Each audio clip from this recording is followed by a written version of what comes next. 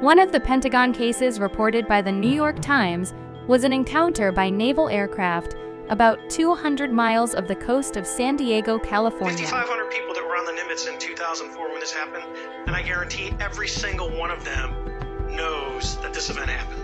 That's a whole air wing, that's Mount Fuji, that's Japan.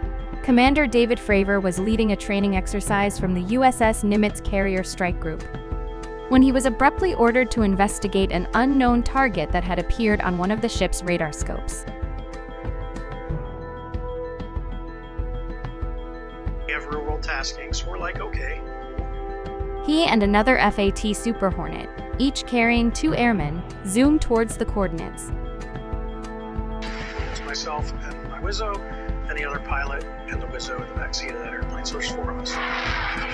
When they arrived, they first saw what appeared to be a large object slightly below the surface of the ocean, with a strange oval-shaped craft darting around in the air just above it. If you picture a tic-tac that's about 40 feet long, round on both ends, no rivets, no metal, smooth white. It was white. It was just smooth, no wings, no propulsion, no windows. It didn't matter which way it was pointing because as it was moving over the water, it would go, it never turned, it never changed its longitudinal axis. It went fore, aft, left, right. It was just doing this. And I said, hey, I'm gonna go check that out.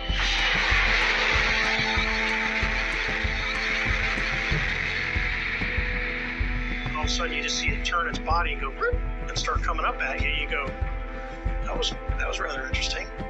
We're just looking at it, we're doing this, we're looking at it, we're looking at it, we're looking at it, we go around all the way around the outside of the circle 180 degrees. Well, I know where he's going, so I'll just go over there.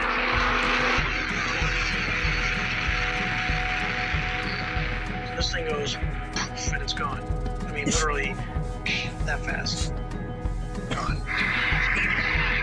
You can think about what we're saying, like, holy shit, what the is that? And then there's a lot of, dude, what the?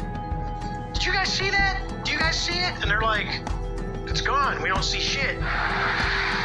Nothing accelerates that fast. You're talking, something that not only accelerated beyond anything that we had seen, but it just was. The controller comes up and says, hey, you're not going to believe this, but that thing is back at your cap point. Meaning the object had instantly reappeared at the precise secret coordinates of the fleet's critical aerial defense zone. It obviously had some awareness. It knew where we were going. That'll make the hair on the back here next stand up. And I actually told my backs here, I said, I don't know about you, I'm pretty weirded out.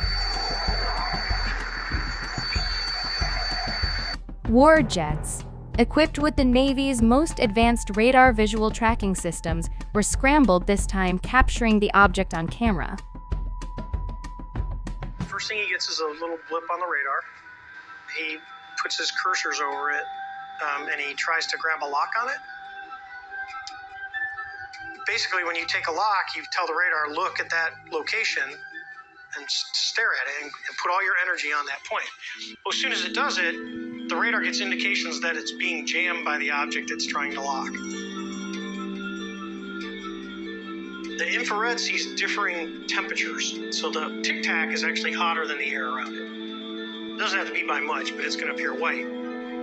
They're driving straight at it. It's just kind of hovering there. And then it goes poof, and it takes off the side. I just don't know. I doubt that we have developed that technology. I interviewed 3 of the 4 aviators who were with Dave during that encounter, and it was readily apparent to everyone involved that that vehicle had what they call dominant battle space awareness. It was in control of that engagement from the outset. There was no question that it completely outmatched our frontline fighters.